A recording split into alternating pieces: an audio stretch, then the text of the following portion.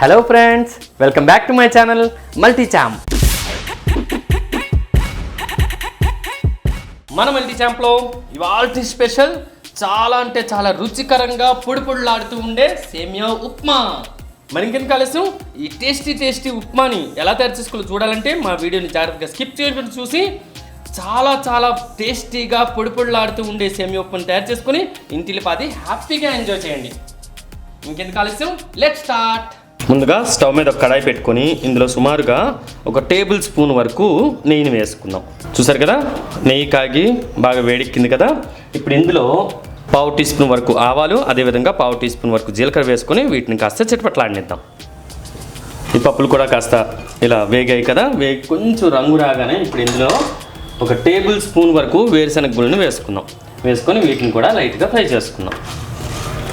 చూసారు కదా, పల్లీలు కూడా వేగిపోయాయి కదా. ఇప్పుడు స్టవ్ని లో ఫ్లేమ్లో పెట్టుకొని ఇందులో జాగ్రత్తగా చూడండి, ఒక మీడియం సైజ్ సన్నగా తరిగిన ఉల్లిపాయ, కాస్తంత కరివేపాకు, కొంచెం అంత క్యారెట్ ముక్కలు, అలాగే కాస్తంత అల్లం తురుము, అదేవిధంగా 2 లేక 3 పచ్చిమిరపకాయలు, వీటన్నిటిని ఇందులో వేసుకొని మీడియం ఫ్లేమ్లో ఈ విధంగా కలుపుతూ వేయించుకుందాం. చూసారు కదా, ఈ విధంగా మనం 1.5 మినిట్ పాటు వేయించుకున్నాం కదా. వేయించుకున్న తర్వాత 1 కప్ మెజర్మెంట్ పెట్టుకొని ఆ కప్పుతో 1 కప్పుడు ఓకే 1 కప్పుడు వరకు సేమియాని అంటే బాంబీనోని వేసుకున్నాం.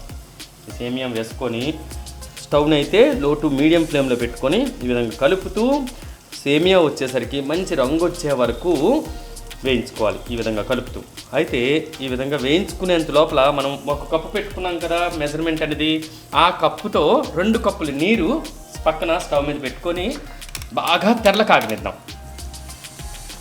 2 కప్పులు ఫ్రెండ్స్, మరీ ఎక్కువ అక్కర్లేదు. 2 కప్పులు నీరు పెట్టుకొని బాగా తెరల కాగనిద్దాం. ఓకే, ఈ చిట్కా ఫాలో అవ్వటం వలన మనకి సేమియా ఉప్మా అనేది పొడిగా చాలా బాగా వస్తుంది అనుకోండి. చెప్పాను కదా, ఈ విధంగా కలుపుతూ మంచి రంగు వచ్చే వరకు సేమియాకి వేయించుకున్నాం. చూసారు కదా ఫ్రెండ్స్, సేమియా వేగి లైట్ గోల్డెన్ కలర్లో వచ్చింది కదా, ఈ విధంగా వచ్చింది. అదేవిధంగా మనకి నీరు చెప్పాను కదా తెరల కాగాలని, వాటర్ కూడా చక్కగా తెరల కాగిపోయాయి. చూసారా, ఇప్పుడు మనం స్టవ్ ఫ్లేమ్ని ఆఫ్ చేసేసుకుని ఈ వాటర్ని ఇందులో వేసుకుందాం.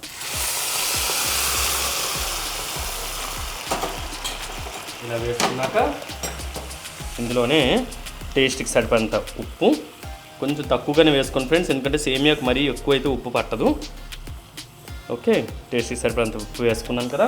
వేసుకున్న తర్వాత వీటన్నిటిని ఒకసారి బాగా కలిపేసుకొని చక్కగా ఈ సేమియాని ఉడకనిద్దాం. అండ్ వేడి నీళ్ళు వేసుకోవడం మూలాన నేను చెప్పాను కదా ఫ్రెండ్స్, సేమియా ఉప్మా అనేది పొడిలాడుతూ వస్తుంది. ఈ విధంగా చేయండి, ఈ చిట్కాని ఫాలో అవుతూ సేమియా ఉప్మా చూడండి ఎప్పుడు ముద్దయ్యే ప్రసక్తే ఉండదు, పొడిలాడుతూ చాలా టేస్టీగా ఉంటుంది. చూసాగా ఫ్రెండ్స్, నీరంతా ఇంకుతుంది, దగ్గరగా అవుతుంది. అదేవిధంగా సేమియా కూడా ఉడికిపోయింది. చూడండి, ఇలా అనుకొని మనం చూసుకుంటే సేమియా చక్కగా ఉడికింది, లైట్గా పలుకుంది. చూసారా, ఓకే అంతే. ఇక్కడ చూడండి, అది కూడా ఉడికిపోయింది. ఓకే, అదేవిధంగా నీరు కూడా దగ్గరికి అయింది కదా. ఇప్పుడు స్టవ్ని కాస్త హై అంటే మీడియం టు హై ఫ్లేమ్లో పెట్టుకొని ఈ విధంగా కలిపేసుకోండి.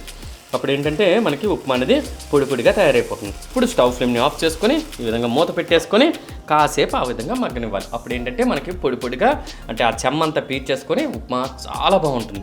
కాసేపు ఆ విధంగానే మూత పెట్టుకున్నాం కదా. ఇప్పుడు చూడండి, మూత తీసేసుకుందాం అండ్ ఒకసారి కలిపి చూపిస్తాను మీకు. చూసారా, ఎంత చక్కగా పొడిలాడుతూ ఉప్మా రెడీ అయిపోయింది కదా. ఇప్పుడు దీన్ని అంతటినీ ఒక సర్వింగ్ ప్లేట్లోకి తీసుకొని సర్వ్ చేసేసుకుందాం. వావ్, చూసాగా ఫ్రెండ్స్, చాలా ఈజీ టెక్నిక్స్తో చక్కగా కమ్మగా ఉండే సేమియా ఉప్మా పొడిలాడుతూ తయారు చేసేసుకున్నాం కదా.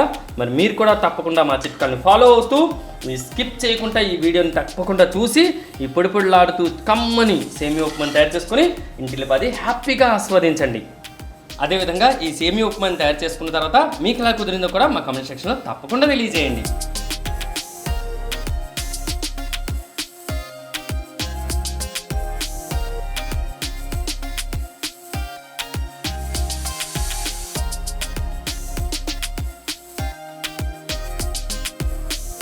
అలాగే నా మరిన్ని ఇంట్రెస్టింగ్ రెసిపీస్ కోసం పక్కనే ఉన్న బెల్ ఐకాన్ని తప్పకుండా ప్రెస్ చేసి ఆల్ అనే సింబల్ని ప్రెస్ చేయడం అసలు మర్చిపోకండి. Thank you friends, bye bye.